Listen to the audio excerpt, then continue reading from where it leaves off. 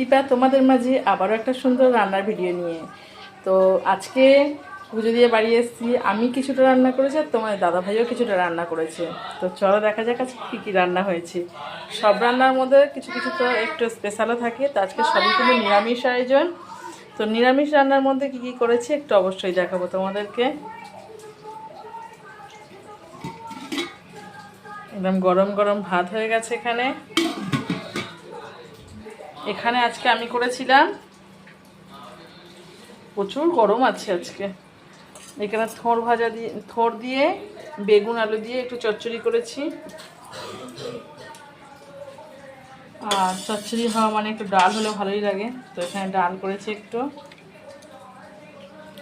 তারপরে তোমার দাদা ভাই আজকে এখানে আবার করেছে ঝিঙে আলু পোস্ত দিয়ে তরকারি। ঝিঙে আলু পোস্ত দিয়ে এখানে তরকারি আছে। এখানে একটু থোড় ভাজা আছে।